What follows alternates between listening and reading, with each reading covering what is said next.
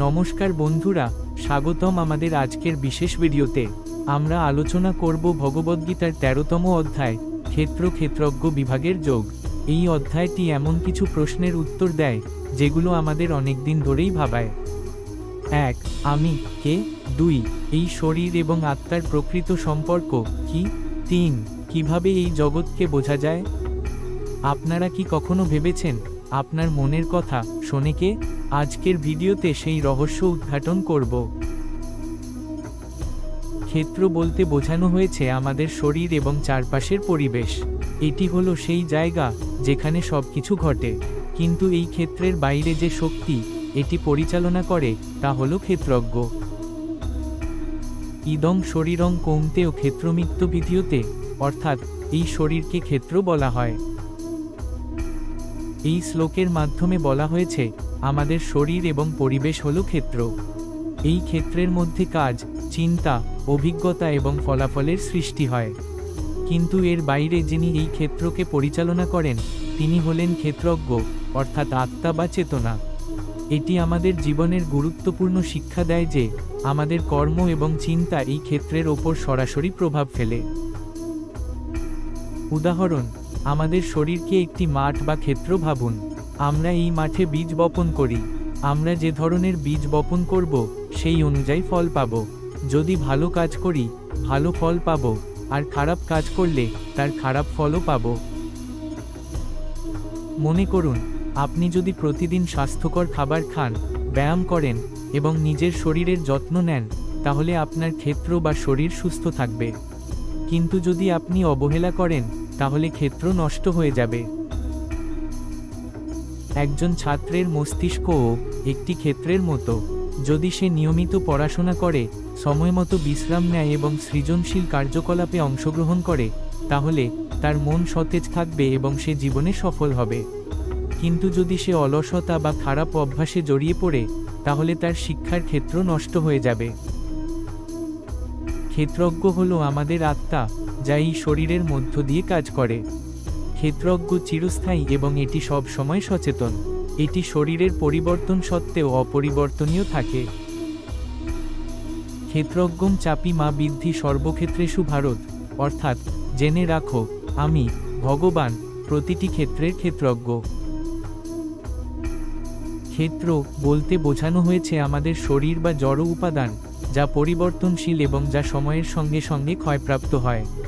অন্যদিকে ক্ষেত্রজ্ঞ হলো আমাদের আত্মা, যা অবিনশ্বর, চিরস্থায়ী এবং সর্বদা সচেতন।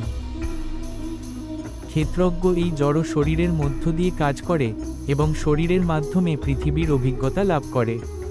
শরীর পরিবর্তিত হয় শৈশব, কৈশোর, যৌবন, বার্ধক্য, কিন্তু ক্ষেত্রজ্ঞ কখনো পরিবর্তিত হয় না। ভগবানের কথা অনুযায়ী আত্মা শুধু এই এক শরীরেই নয়, বরং প্রতিটি জীবের মধ্যে একইভাবে অবস্থান করছে। এছাড়াও শ্রীকৃষ্ণ নিজেকে ক্ষেত্রজ্ঞের অধিষ্ঠাতা হিসেবে প্রকাশ করেছেন। তিনি সর্বজ্ঞ, অর্থাৎ প্রতিটি প্রাণীর ক্ষেত্রজ্ঞ তিনিই।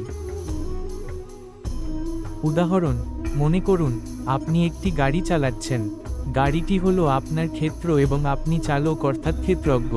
গাড়িটি পুরনো হতে পারে, কিন্তু চালক সবসময় সচেতন থাকে এবং গাড়ি কিভাবে চলছে তা নিয়ন্ত্রণ করে। একটি বীজ থেকে বিশাল বৃক্ষ জন্মায়। সেই বীজের সত্তা বা মূল আত্মা থেকেই বৃক্ষের সৃষ্টি হয়। তেমনি আমাদের ক্ষেত্রজ্ঞ আত্মা আমাদের জীবনের উৎস। আপনার কি মনে হয় আপনি শুধুই এই শরীর, নাকি এই শরীরের ভেতরে থাকা কিছু গভীর কিছু? এই শ্লোক আমাদের শিক্ষা দেয় যে শরীর নশ্বর, কিন্তু আত্মা অবিনশ্বর। আমাদের জীবনের সব কাজকর্ম, ভাবনা ও অভিজ্ঞতা ক্ষেত্রের মধ্য দিয়ে আসে। তবে এর নেপথ্যে থাকা ক্ষেত্রজ্ঞই প্রকৃত সত্য। এই উপলব্ধি আমাদের সঠিক কাজ করতে, অহংকার পরিত্যাগ করতে এবং সকল প্রাণীর মধ্যে ঐক্যের বোধ আনতে সাহায্য করে। কারণ আমরা সবাই এক আত্মার অন্তর্গত অংশ। ভগবান শ্রীকৃষ্ণ আমাদের শেখাচ্ছেন যে প্রকৃত জ্ঞান হলো ক্ষেত্র ও ক্ষেত্রজ্ঞের প্রকৃতিকে বোঝা। এখানে ক্ষেত্র বলতে শরীরকে এবং ক্ষেত্রজ্ঞ বলতে আত্মাকে বোঝানো হয়েছে।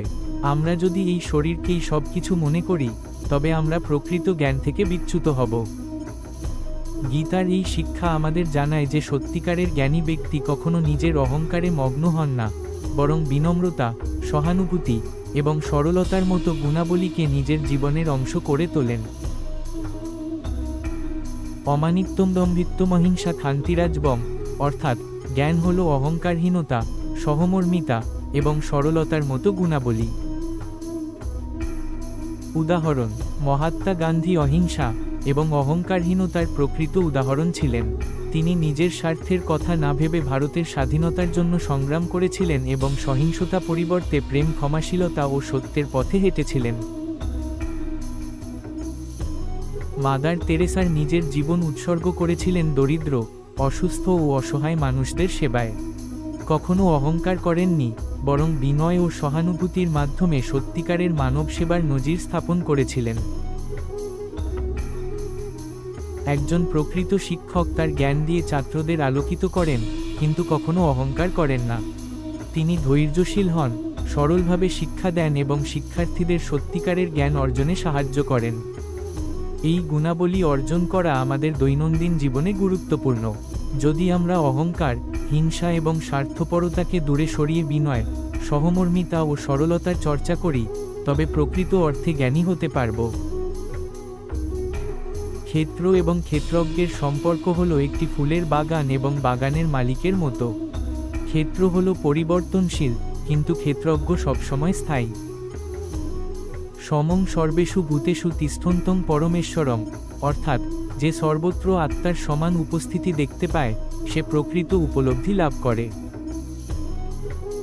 উদাহরণ: একটি নদী কল্পনা করুন। নদীর জল উপরের স্রোত থেকে নিচের দিকে প্রবাহিত হয়। কখনো এটি সংকীর্ণ, কখনো এটি প্রশস্ত, কোথাও এটি গভীর, আবার কোথাও অগভীর। নদীর বিভিন্ন অংশ আলাদা মনে হতে পারে, কারণ এর প্রবাহ, ধারা বা আকৃতি ভিন্ন হয়, কিন্তু আসলে এটি সবসময় একটি নদীই থাকে। তেমনি আত্মা প্রতিটি মানুষের ভেতর আলাদাভাবে অবস্থান করলেও তা মূলত একটাই। এটি সর্বব্যাপী, চিরস্থায়ী এবং সকল জীবের অভ্যন্তরে একই রকম। নদীর মতোই আত্মা সবার মধ্য দিয়ে কাজ করে, কিন্তু তার প্রকৃতি অপরিবর্তনীয়। আমরা কি আমাদের আশেপাশের মানুষকে আলাদাভাবে দেখি, নাকি সবার মধ্যে একই আত্মার উপস্থিতি বুঝতে পারি? ক্ষেত্র ক্ষেত্রজ্ঞ বিভাগের যোগ আমাদের শেখায়, আমরা কেবলমাত্র এই শরীর নই, আমরা চিরস্থায়ী আত্মা। এই সত্য বুঝলে জীবনের সব সমস্যার সমাধান পাওয়া যায়। বন্ধুরা, যদি ভিডিওটি আপনাদের ভালো লেগে থাকে, তাহলে অবশ্যই লাইক, কমেন্ট এবং শেয়ার করুন। আর এমন জ্ঞানমূলক ভিডিওর জন্য আমাদের চ্যানেলটি সাবস্ক্রাইব করুন। ধন্যবাদ।